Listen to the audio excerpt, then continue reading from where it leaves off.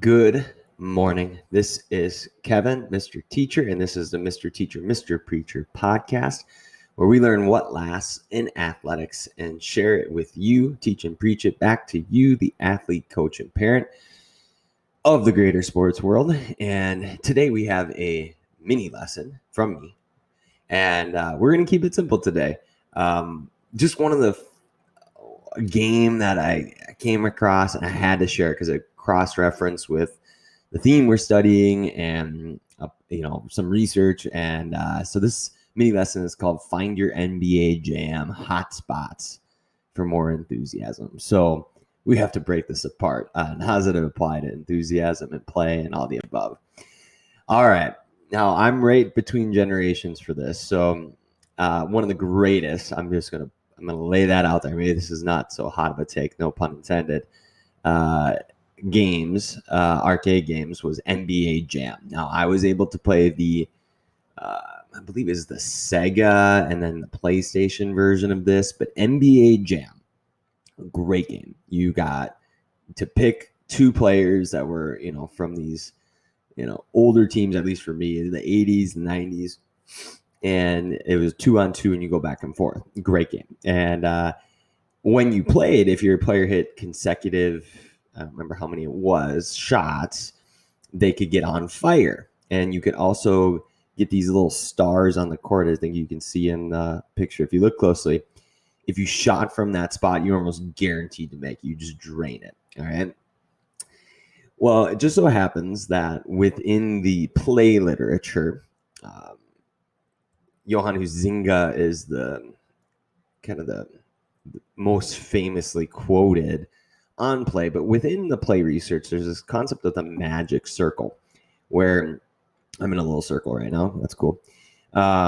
Where if you're kind of just going throughout your regular day, going through regular tasks, you're kind of in the ordinary world. But when you step into the realm of play, you've gone into this circle, magic circle, where special rules apply.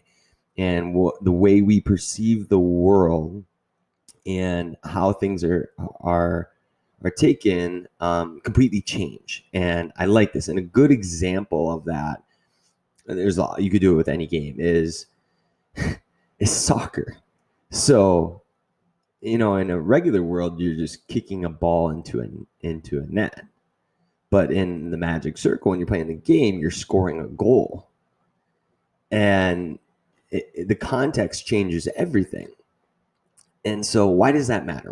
How do we create more enthusiasm? Well, it's all about finding your hotspots. So when you go through your world, if you imagine, if we could get real literal magic circles where you are on fire when you step into them, it's like instant energy, instant enthusiasm. When you step in that context, your character goes on fire. You are full of energy, full of enthusiasm. And it's putting yourself in the right circles, your hotspots, on purpose that produces the energy. And you could do this physically, you could do this mentally, you could do this emotionally, you could do this literally, as Stephen Pressfield taught us back in the Industriousness videos, is put your ass where your heart wants to be. The flip on that would be put your ass where your enthusiasm is. So find your hotspots. What games do you play that you are on fire with enthusiasm?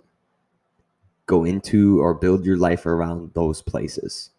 I stare around at my region. It could be a lake. It could be mountain biking. It could be a baseball field. It could be with certain people watching certain movies. What are those places where you are overflowing with enthusiasm? So find your hotspots, just like NBA Jam, and you will find yourself automatically getting on fire. And I love that. So quick, easy mini lesson. Take it and run with it. Knock down those shots, whichever team. That's a good debate topic. We're going to have to talk about the greatest smack talk of like who's the greatest pair of NBA Jam. Jake and I are going to have a blast with that one. So Wish you well. Thank you for watching. Be sure to like and subscribe. We're going to wrap up Enthusiasm and then backfill with all the Industriousness and Enthusiasm minis before we move on to our next building block of Friendship in the month of August.